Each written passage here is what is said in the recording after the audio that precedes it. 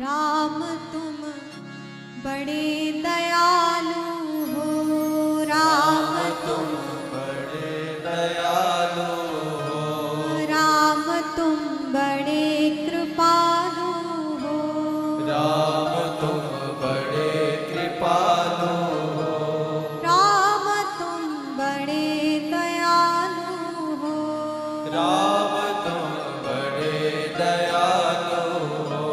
ऐसे परम दयालु परम कृपालु भगवान श्री राघवेंद्र सरकार की दिव्य कथा भगवान शिव माता पार्वती को श्रवण कराते हैं, उनके समस्त भ्रम शंकाओं को दूर करते हैं। आगे राम जन्म किस प्रकार हुआ कथा श्रवण कराते हैं। तुलसीदास जी ने भी मानस के माध्यम से रामचरित्र को गाया है।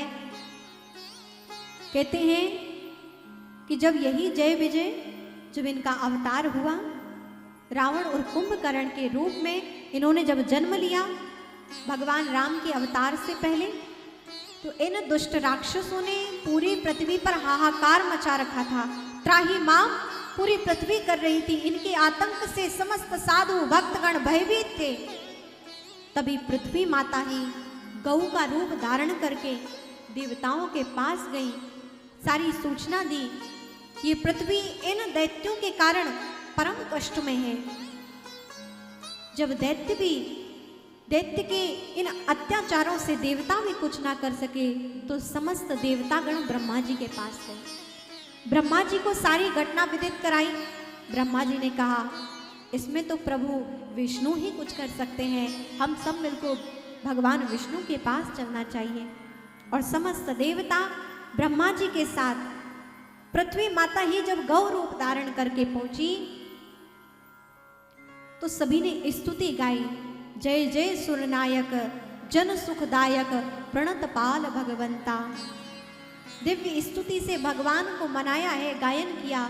भगवान विष्णु ने कहा आप सब कष्ट ना पाएं। पृथ्वी माता को सांत्वना दी भगवान विष्णु ने कि आप सब कष्ट ना पाएं।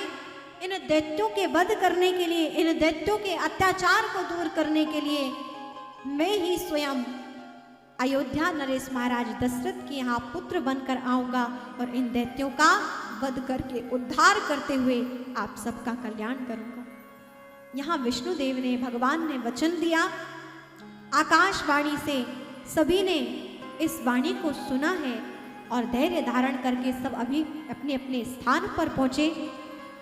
कहते हैं कि वह दिव्य समय आया, अयोध्या नरेश राजा दशरथ जी के यहाँ भगवान राम का जन्म होने को है। कैसे हैं महाराज दशरथ? धर्म धुरंधर गुण निधि ज्ञानी, धर्म धुरंधर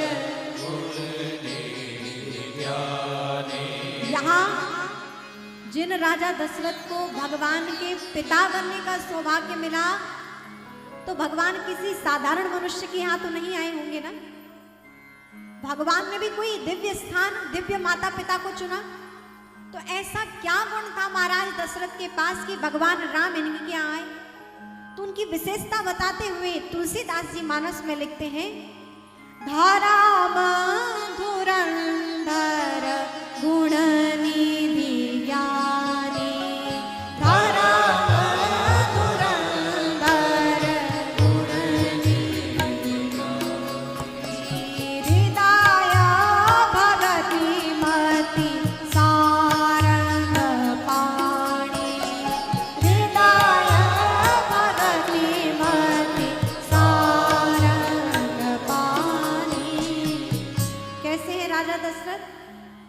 धर्म धुरंधर, परम धर्म के ज्ञाता, मर्मज्ञ जानकार, परम सद्गुणों से संपन्न, परम ज्ञानी, संपूर्ण दिव्य गुणों की निधियां जिनके पास हैं, ऐसे गुण निधि ज्ञानी महाराज दशरथ।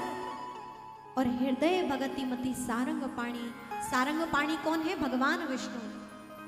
ऐसे सारंग पाणी भगवान विष्णु के चरणों में इनकी मति है।